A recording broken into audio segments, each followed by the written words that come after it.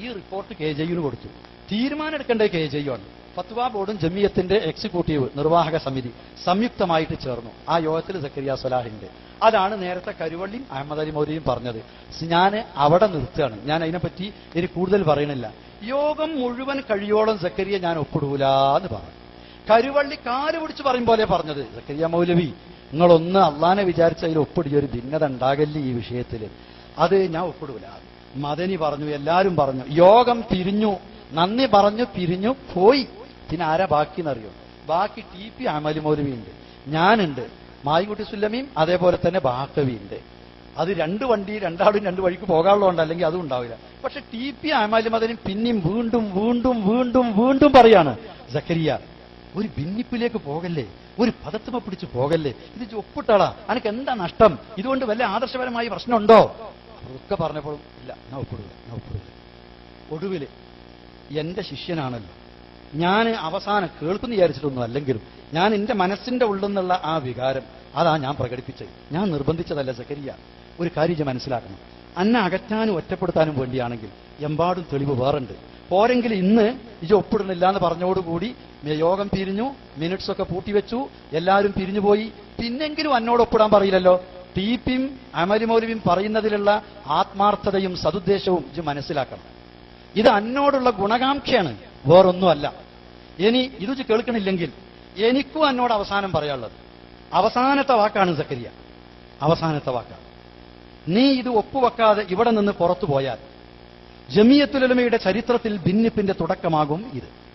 ഈ ഭിന്നിപ്പ് നാളെ ഒരു പിളർപ്പിന് കാരണമായാൽ ആ ഭിന്നിപ്പിന്റെയും പിളർപ്പിന്റെയും പൂർണ്ണമായ ഉത്തരവാദിത്തം സക്കരിയ നിനക്കായിരിക്കും. 2, മുജാഹിദ് പ്രസ്ഥാനത്തിൽ ശിർക്കിന് ഭാഗമായി നിൽക്കുന്ന ഒരു പിടി ആളുകളുണ്ട്. നീ അവരുടെ ഇമാമാകും, അവർ നിന്നെ നേതാവാക്കും. ഇല്ല സർ, ഞാനത് ചെയ്യില്ല.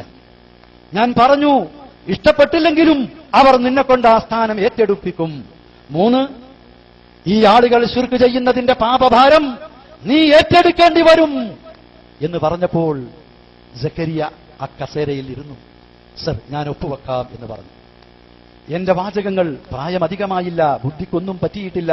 അതുപോലെ ഞാൻ ഓർക്കുന്നു, അതുപോലെ നിങ്ങളോട് പറയുന്നു. ഞാൻ പറഞ്ഞു, സക്കരിയ എനിക്ക് വേണ്ടി നീ ഒപ്പിടണ്ട, ആലോചിച്ചോ. പൂർണ്ണ മനസ്സുണ്ടെങ്കിൽ പൂർണ്ണ മനസ്സോടെ ഒപ്പിട്ടാൽ മതി. സക്കരിയ ആലോചിച്ചു, സമയമെടുത്തു. എന്നിട്ട് പറഞ്ഞു, സർ, ഞാൻ എന്റെ പൂർണ്ണ മനസ്സോടെയാണ് ഒപ്പിടുന്നത്. ഞാൻ മിനിറ്റ്സ് ബുക്ക് പൂട്ടിവെച്ചത് തുറന്നു, അതിന്റെ ഉള്ളിൽ എഴുതി വെച്ച ഫെയർ കോപ്പി എടുത്തു, മുമ്പിൽ വെച്ചുകൊടുത്തു. സക്കരിയ അവസാനത്തെ ഒപ്പ് KK സക്കരിയ സ്വലാഹി എന്നെഴുതി ഒപ്പുവെച്ചു. എല്ലാ സ്റ്റിയറിംഗും കയ്യിലുണ്ടെന്ന് വിചാരിക്കപ്പെടുന്ന ഒരാളേറ്റ് ജാമിയൽ ഹിന്ദിൽ വെച്ച് ചർച്ച ചെയ്തു.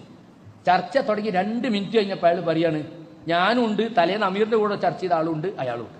അയാൾ പറയും, സക്കരിയാക്ക് അങ്ങനെ ഇവിടെ വേറെ സെലഫിയത്ത് കെട്ടിപ്പടുക്കാം എന്ന അഭിപ്രായമുണ്ടെങ്കിൽ സക്കരിയക്ക് വേറെ പോകാം, സക്കരിയ വേറെ പോയിക്കോ, എന്നിട്ട് അതിനെ പറ്റി ആളെയും കൂട്ടിക്കോ. ഇവിടെ ഈ ഒരു സെറ്റപ്പാണ്, ഇവിടെ ഈ സെറ്റപ്പിനനുസരിച്ച് പോകുള്ളൂ.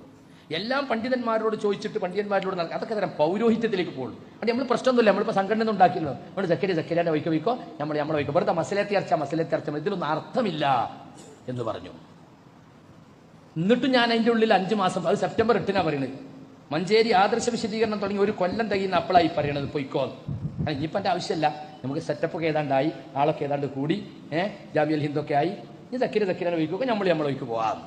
പിന്നെ ഞാനതിൽ പിടിച്ചു നിന്നു. നിങ്ങൾ പിടിച്ചിക്കണ്ട കുറച്ചും കൂടി, അതായത് പുറത്താക്കോളം.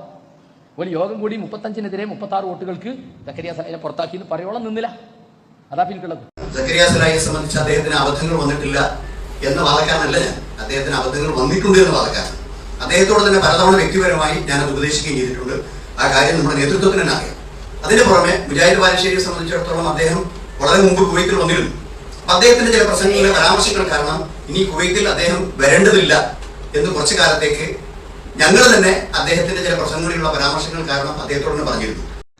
ചില ആളുകൾ പിന്നെ കടത്തി ചോദിക്കാറുള്ളത്, നിങ്ങൾ ഈ സംഘടനയൊക്കെ ഉണ്ടാക്കിയത് നിങ്ങൾക്ക് കുറെ ആളുകൾക്ക് അധികാരം കിട്ടാൻ വേണ്ടിയല്ലേ എന്നും ചോദിക്കാറുണ്ട്. CP സലീമിന്റെ വായിൽ നിന്ന് വന്ന മറുപടി, പിന്നെ ഞാനും അഷ്റഫും എങ്ങോട്ടാ പോകാനാണ്.